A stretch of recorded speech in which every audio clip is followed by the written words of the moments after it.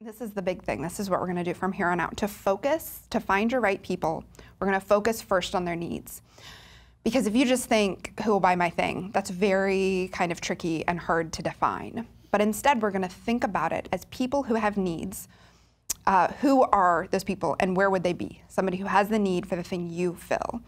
And yes, your thing fills a need. Even if it's art that hangs on the wall, it still fills a need in somebody's life, and we're going to get to how exactly to figure out what need that fills.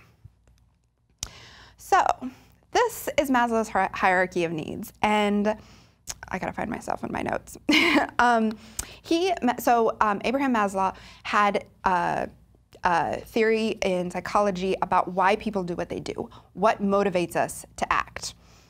And this, at the bottom, is the needs that absolutely everybody has, and as it gets closer to the top, you can't get to the top until you've already filled the needs at the bottom. So the very bottom need is physiological. You have to have food, shelter, warmth. For most of us, our work does not fill that need, but when people hear, what need does your thing fill, they get all worked up about it, and they're like, well, my thing doesn't provide shelter or clothing, so I don't fill a need. There's so many more needs after that. Most of us also have food, water, shelter, warmth fulfilled for us, or your buyers will. They already have their house, their clothing, they're well fed in order to be able to spend money on your product. So that's not the need it fills. But the next one is safety, security, stability, not living in fear. Most of us, thankfully, also already have those needs met, and our art doesn't really address that.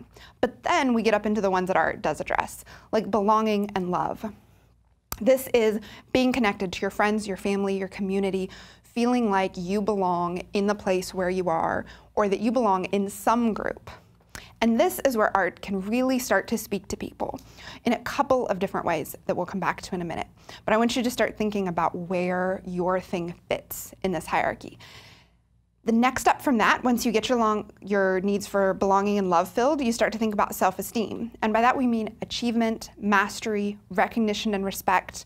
What you were saying about getting your item well known and having a small amount of fame, that falls into this self-esteem thing. That really is how we look at ourselves. If belonging and love is how we feel in community, self-esteem is how we feel about ourselves. Did I do as well as I wanted to?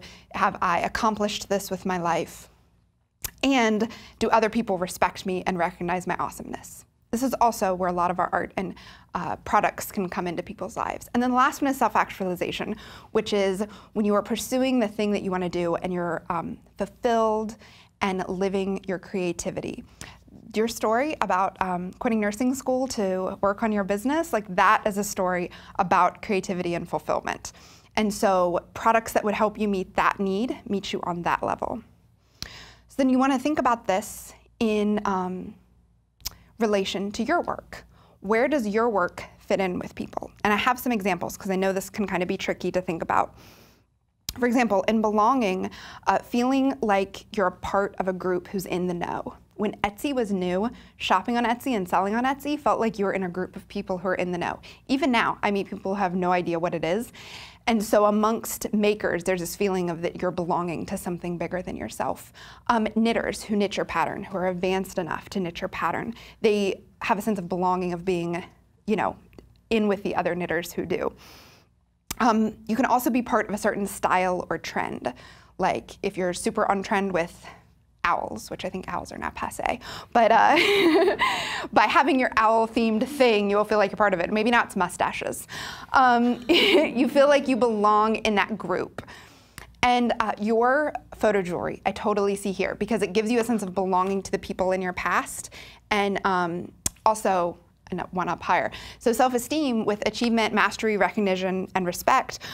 If you have enough money to buy something expensive, that fits in there. If your thing is high-priced and fancy or luxury, it fills that need that people have to feel like they've earned something worthy of respect and that they've achieved something in their life. Also, accomplishing a really hard knitting pattern gives you that sense of accomplishment. So when you talk to people about your product, you want to make sure and mention what it gives them, what need it fills for them. If it makes them part of a group, if it makes them feel like they've achieved something. And then the last one, self-actualization. Your work can help someone else express their own creativity. So even though you're the one that made it and they're not making it, they are telling the world something about themselves by buying it. So if I buy your art and I hang it on the wall in my living room, that is an expression of my creativity in decorating my home. And if I buy your scarf and I wear it with a really stylish outfit, that is me expressing myself in a way using your product.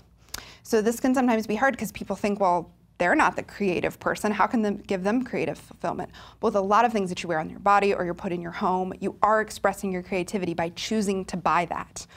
And that's the thing, is that choosing to buy something usually lands you in one of these three things. It either makes you feel like you are belonging in some way. Maybe you bought, if you're a 15-year-old boy, the same shoes as everybody else in your peer group has, and so you suddenly feel like you belong.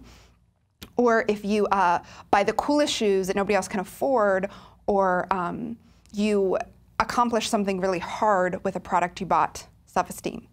So your photo jewelry also fits into self-actualization because you're showing the world, especially if it's like you said, a vacation photo, like this is the vacation I went on, this is the kind of person I am, these are the kinds of things I do, I want to show that off.